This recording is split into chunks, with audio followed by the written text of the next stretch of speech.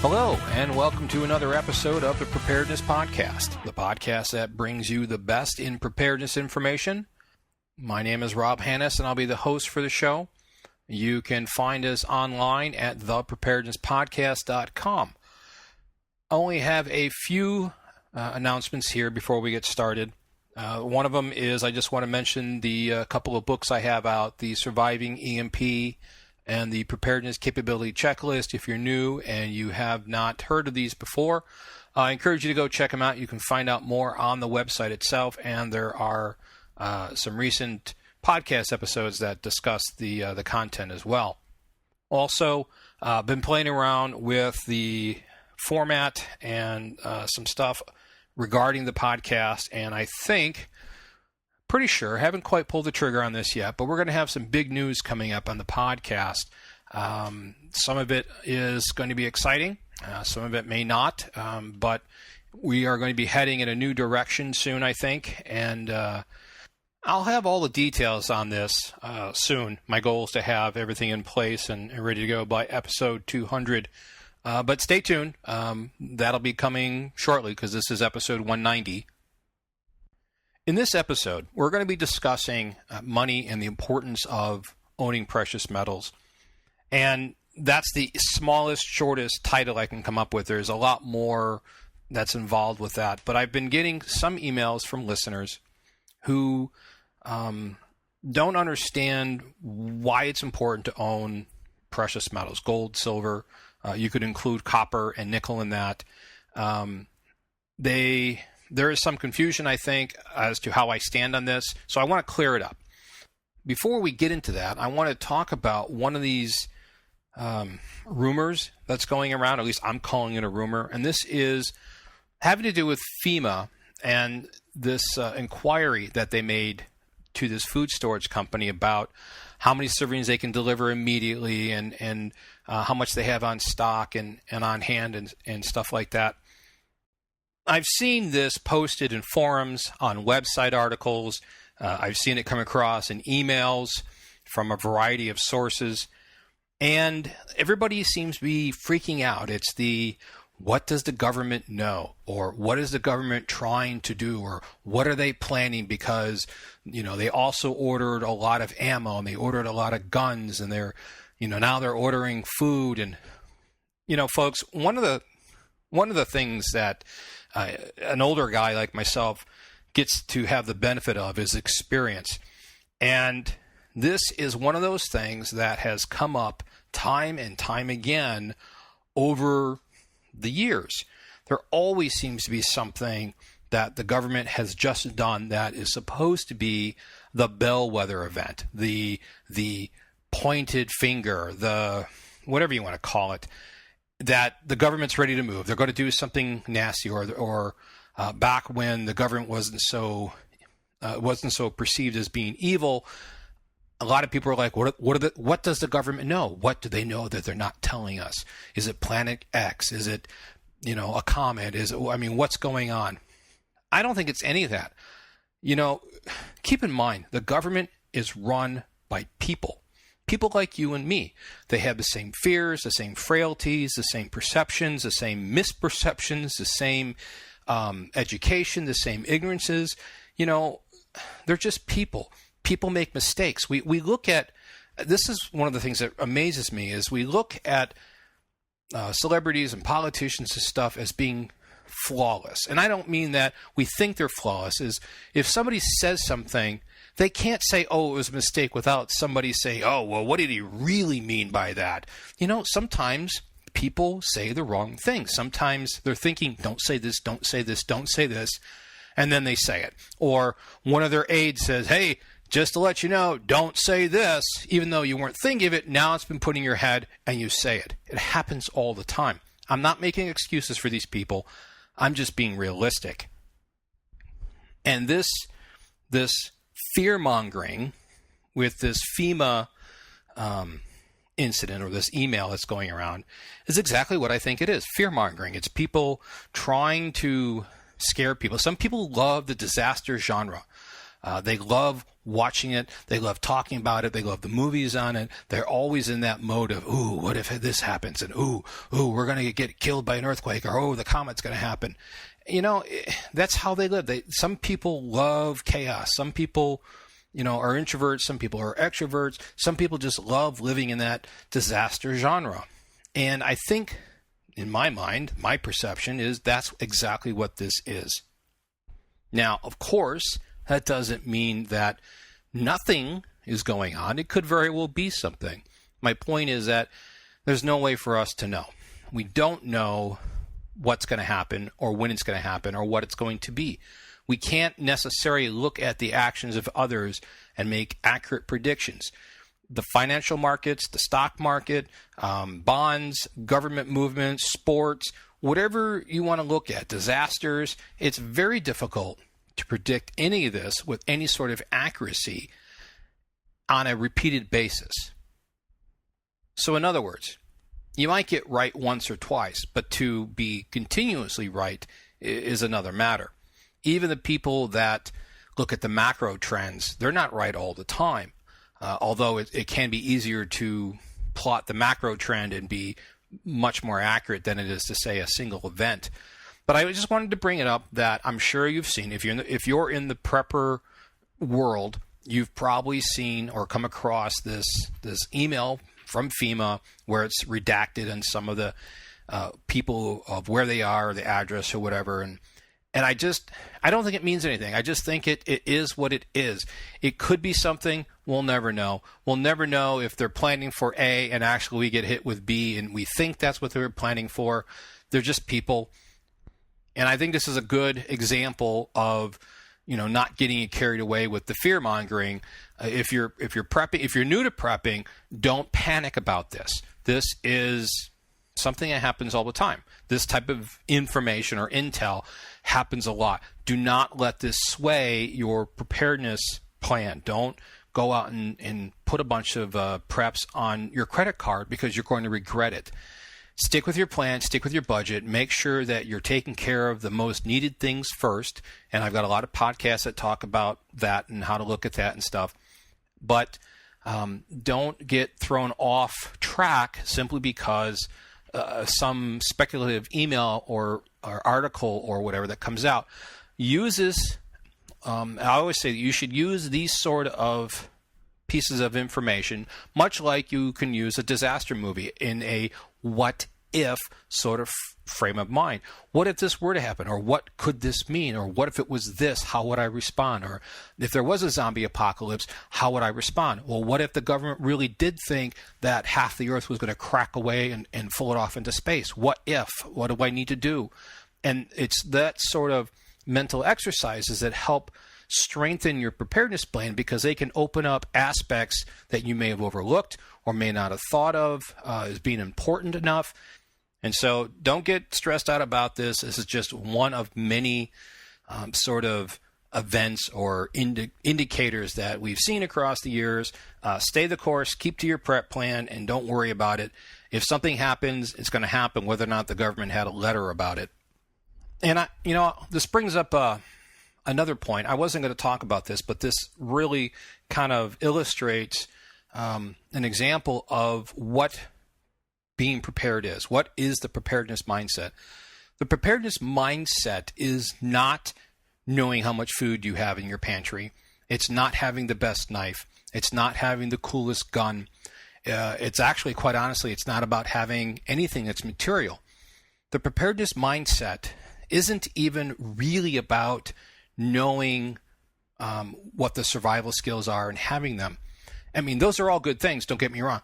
But the preparedness mindset is the ability to look at any given situation and say, what if? What does this mean? What can I extrapolate from the given information as to the potential outcomes? Not outcome, but outcomes, multiple outcomes. What could happen? And how do I deal with those? You can apply the preparedness mindset to just about everything. I tell my kids there's no such thing as an accident, because if you look at anything that happens, you can always bring it down to why. Now, there may be some real accidents, but let's take gun safety. If you have an accidental discharge, it's not an accident. There are gun rules, and we recently covered these. If you aren't following the gun rules and somebody gets hurt because your gun went off and you didn't expect it, that's not an accident. If you go to clean your weapon and you pull the trigger and the gun discharges, that's not an accident. You pulled the trigger. Or you fail to unload the weapon, or you weren't keeping it pointed down in a safe direction. You weren't watching what was going on behind your target, and so on. There's no accidents there. It's just like driving your car. There aren't any accidents. Now, you might be hit by somebody else, which is not as easy to prevent as preventing the accidents that you cause. When you're driving, you should be looking at everything that goes on around you and extrapolating what if. What if the car behind me, who seems to be moving fast, doesn't actually turn lanes or change lanes before they get into my space? What happens if the guy next to me who puts his turn signal on, doesn't actually move? Does that mean he forgot, or does that mean he's going to remember and suddenly move over? What happens with the motorcycle guy who seems to be weaving in and out of traffic? I mean, you have to look at all these things, and you have to process this information, and you have to be aware of your situational awareness is one way to put it, but it's looking at everything that is going on around you and extrapolating what can happen. That's the preparedness mindset, and you can apply it to everything. And it's not very easy to acquire. You either have it or you don't. And usually you have it because you were in the military and you had to, or you were a police officer, or you were in a dangerous situation that scared you for your life or your safety, and you learn I need to be this way. People who aren't in these sort of situations or training environments, a lot of times they don't develop that preparedness mindset I guess you could call it situational awareness, but they don't develop because they've never actually been in a situation that requires it. I was actually planning on doing a podcast on this at some point, talking about the preparedness mindset and what it means. And now that I've actually kind of covered it, I'm not sure if I'll need to devote a whole podcast to it. I'm sure if I was to sit down, I could probably make more examples and a better case for it. But really, that's what it comes down to. It comes down to paying attention to what's going on around you and thinking, what if? And I do this all the time. So, for example, if I see a book that's on the table, or let's say it's a coffee cup that's very close to the edge, I think, hey, if somebody walks by and they're not paying attention with their arm, they hit that can spill hot coffee, or at the very least, make a mess on the floor because the cup broke and the liquid got all over the place. Even those little itty-bitty things. What happens if I close the garage door and I walk in and I don't make sure that the garage closed? This is actually a real-world example that happened to me. A couple of years ago, my wife opened the inner garage door, and saw that the bay door was open. And she's like, "Did you open the garage door?" I'm like, "Nope."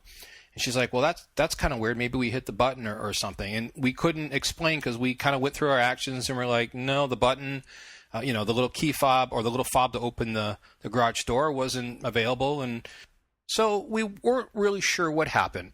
But from that time, I made it a point to make sure that when I came home, I watched that the garage door closed. Or if my wife left and I was home, I would go up and I would check to make sure the garage door closed. And I did this for probably a couple years now. And in the back of my mind, I'm thinking, what am I doing? Every time I see this garage door close, it closes. I hit the button, it closes. I don't have any problem with it. It's never given me any problem. I've never seen any issues with it. Well, lo and behold, 2-3 days later, after I started, questioning this, I was watching the garage door closed. It almost it closed and it almost finished the cycle, and it started going back up again. And I'm like, oh, see, now I think I know what happened, is that the door somehow needed an adjustment for its tension on when it was closed and stuff.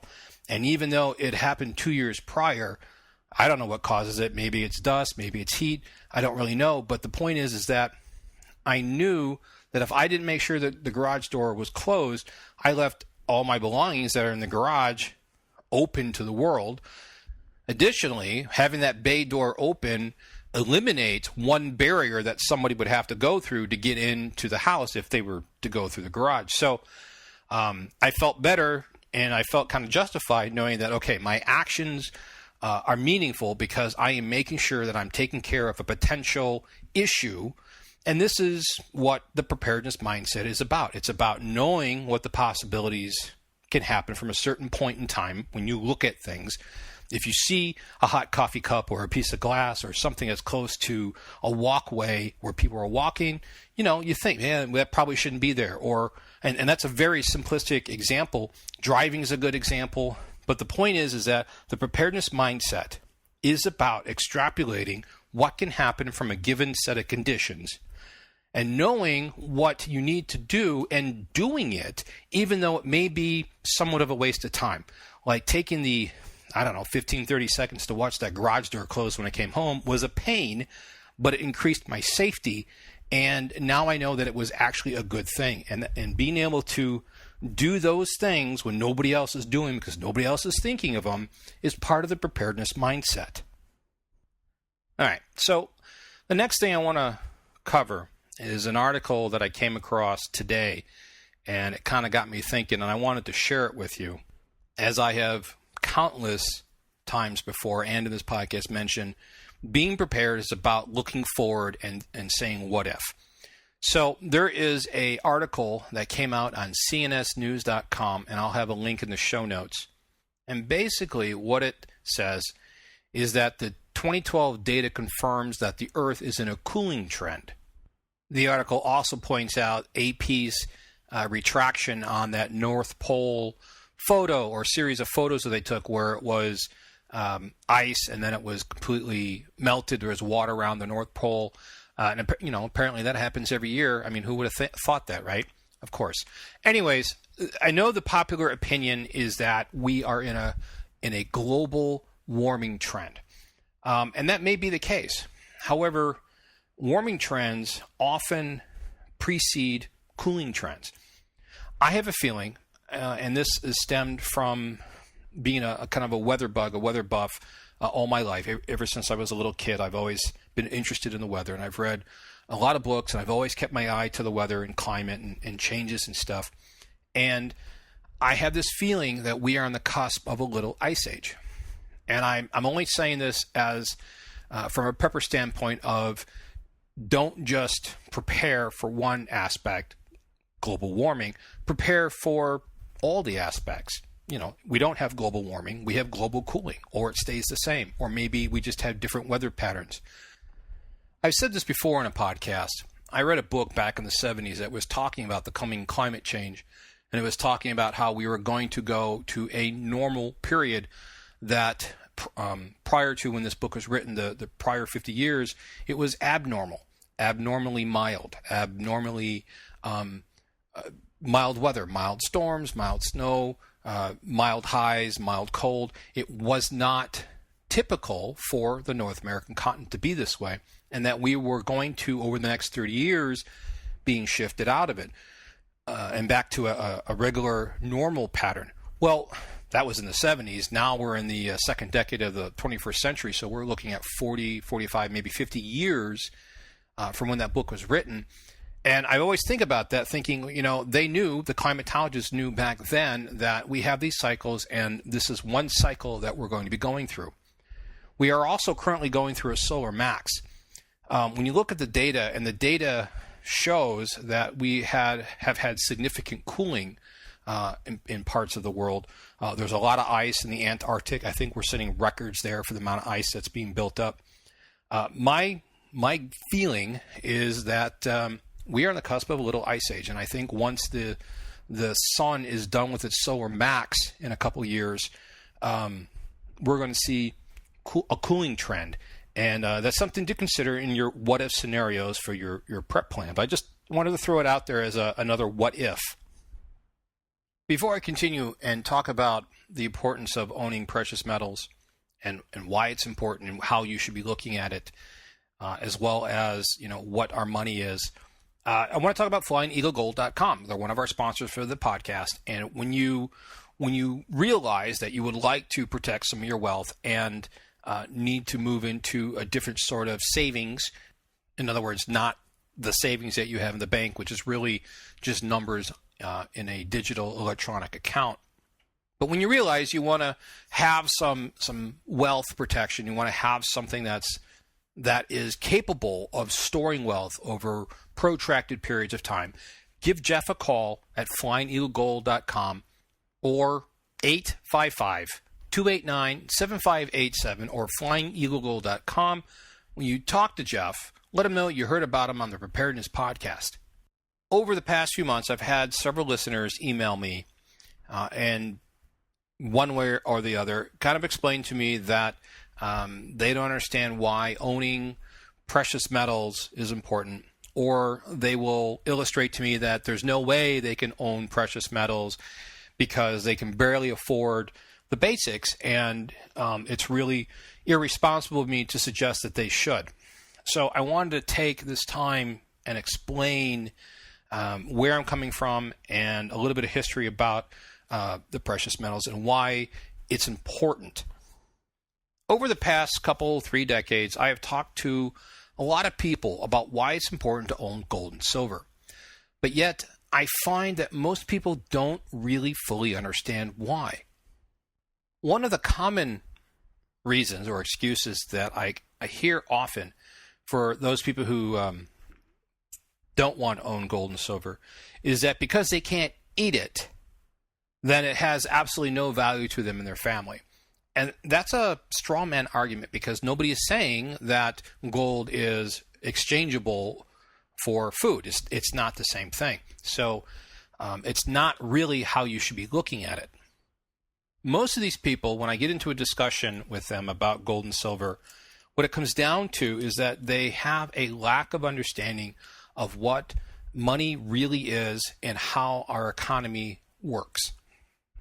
Now, first, let me get it out there and say that I do not advocate buying precious metals if you are not prepared in other areas, namely food, water, cooking, shelter, defense, and all the other basic areas that you need to be prepared in. Gold and silver, or even money for that matter, they're not going to do much for you if you're not prepared to meet the basic needs of your family during a disaster or a crisis event. However, many preppers will get to a point where they have reached their preparedness goals, or they realize that they cannot evacuate with all of their preps. They're going to have to leave some of it behind. But yet they still want to be able to take as much with them as possible, including as much of their wealth as possible. There are countless examples in history where people have had to flee with nothing but what they could carry. But yet they were still able to provide for themselves because what they took included gold in addition to what other valuables they had. Sometimes it was just the gold because they would carry it on their person, knowing that they may not have a chance to go back home and pack and whatever. They had to go and flee from whatever point they were. If you're one of these people who are lucky enough to be living at the retreat area right now, if you think that you don't have to worry about bugging out, sadly, I'm going to have to call you delusional. No place is safe, and no one is immune from forced evacuations. It has happened in history before. I hope it never happens in this country, but you can't discount the need for having to leave your home. It doesn't even have to be political. It could be a wildfire. It could be a flood. It could be an earthquake. Everybody is at risk of losing their home or having to evacuate from their home area, and your preparedness plan needs to accommodate for that possibility. You need to be able to be ready to leave your home with the possibility of never returning. In addition to the ones I had mentioned, there are many other reasons why you may be forced to leave your home, and as a prepper, you probably already know what they are, but you need to be able to leave. And you have to be able to go with the assumption that you may not be able to come back ever. On a similar note, there are many preppers that live in a city or an urban area, and they realize that as soon as something happens, as soon as one of several events occur, they're going to have to evacuate immediately. And they know that because they're going to have to evacuate, they should only store what they need to get them through the immediateness of the crisis before they leave. Anything after that is most likely a waste. Prudent preppers will know that they can only carry so much in their vehicle, that is, if they can even take a vehicle when they evacuate. So there are many reasons why having all the preps in the world aren't good enough. There is the risk that you're going to have to leave your home. Now, given these various scenarios, it makes sense to be able to have some way to store value that is easily transportable. This is why precious metals will be part of most preppers' plans. Sure, there are other items such as food and ammo, matches, fuel, tobacco, alcohol, and countless other survival and comfort items that you could be used for bartering. Most, if not all the items I just listed, have issues when used for trade or barter, as they're not easily divisible and nearly all of them are consumable. Unless you're looking at a Mad Max scenario, which, quite honestly, is extremely unlikely. Outside of the Mad Max scenario, the local economy is still going to be based, at least in some part, on items that have common denominators to our current money. Now, in order for something to be used as money, it usually has to meet the following criteria. It needs to be a fixed amount or relatively fixed amounts. It can't be easy to create, it can't be easy to destroy, and it has to be easily divisible. Now think of all the barter items or all the items that you're considering using for barter and see if they hold up to those 4 points. This is why items like water, chickens, cupcakes don't really serve very well as a basis for money. As a barter item, almost anything could be used, but it's predicated on the fact that both parties to the trade have to agree that it's an equitable trade. The reason we don't use barter as a foundation in our economy now is because it's extremely inefficient. Okay, say, for example, you have 3 chickens and you want to trade for a goat.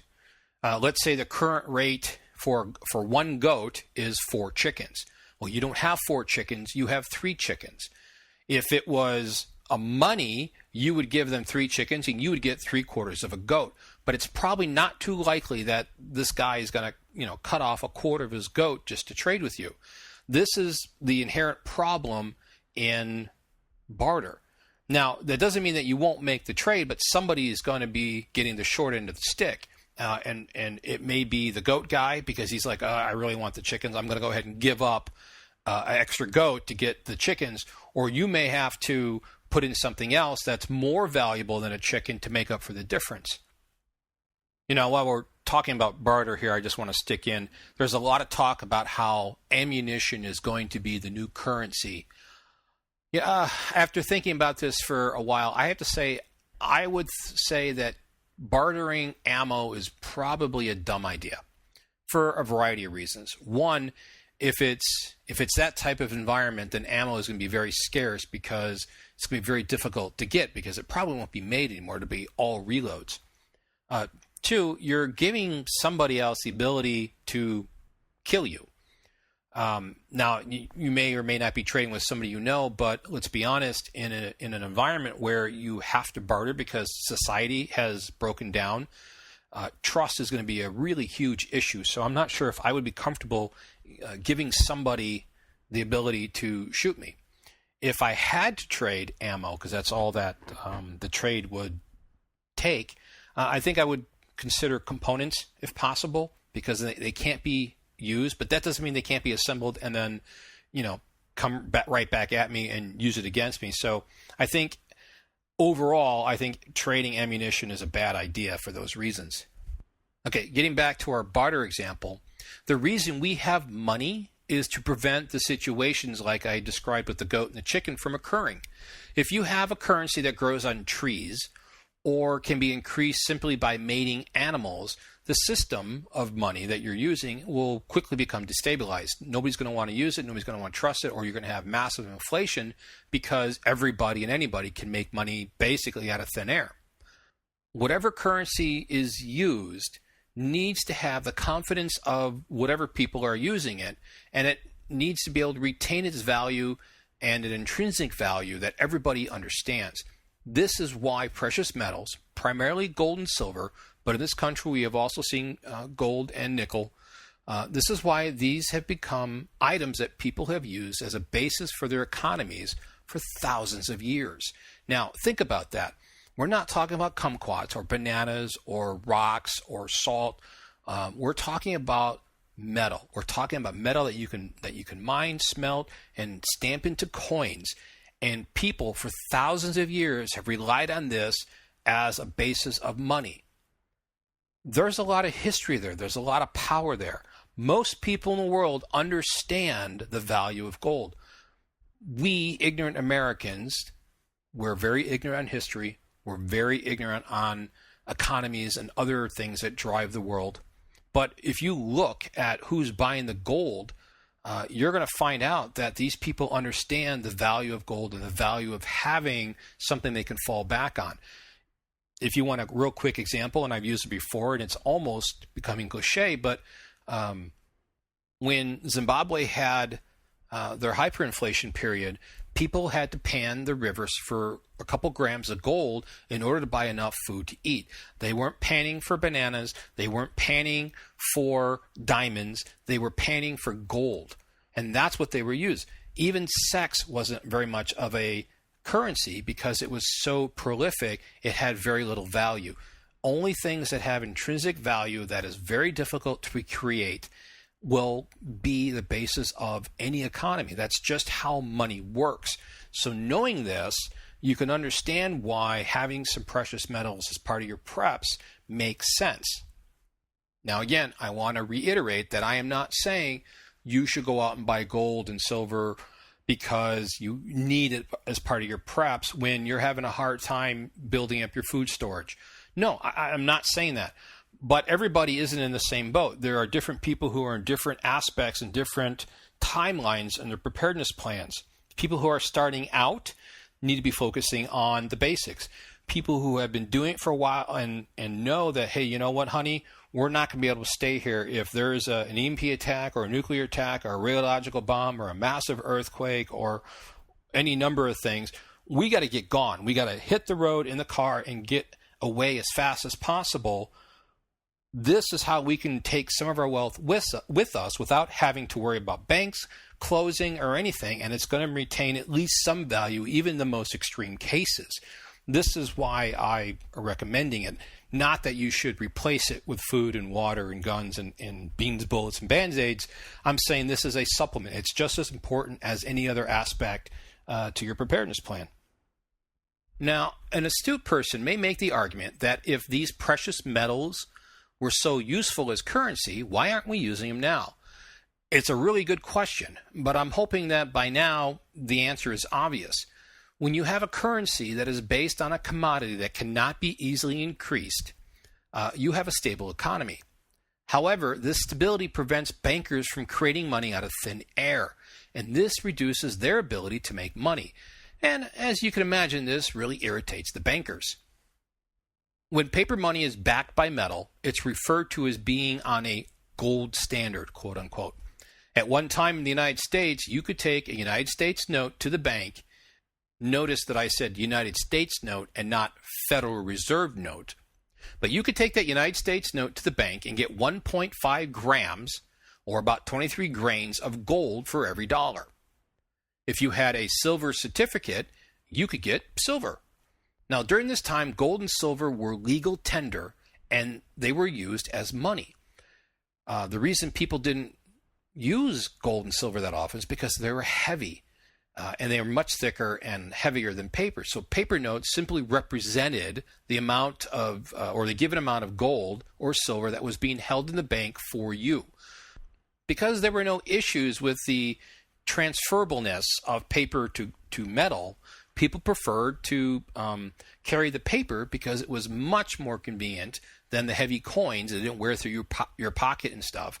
But anytime you wanted to trade in your paper for real metal, all you had to do is take it down to the bank and they would convert it. Now, there's a very rich history of using gold and silver, not only in this country, but across the world. The gold standard, it used to be the norm.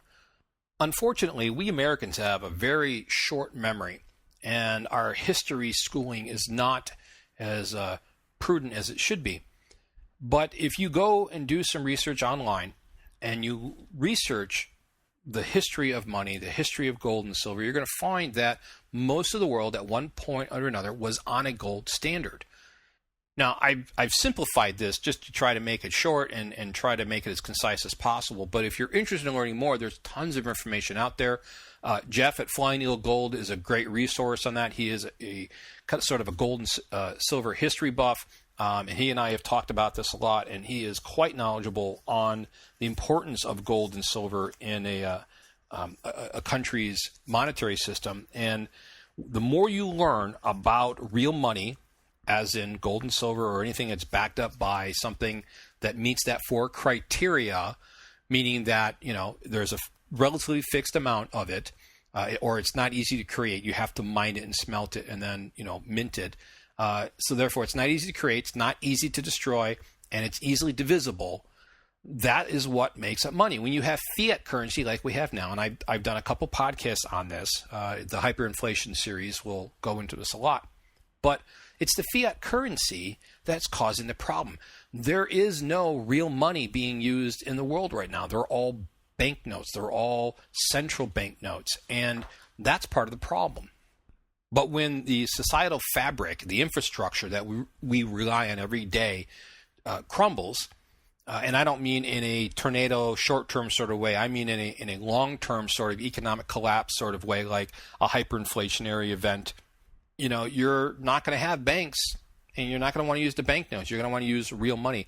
People want real money, whether it's something else that has value. I mean, goats and chickens have value. And if you can find an equitable trade, then that's great. You can trade.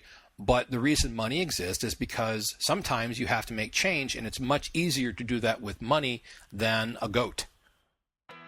Okay, so I hope that has clarified my position on gold and silver. In that, again, I'm not telling you that you must buy it if you can't afford it. To me, is just as important as having communications or defensive options. And that's going to wrap up this podcast episode. So until next time, folks, enjoy life and be safe.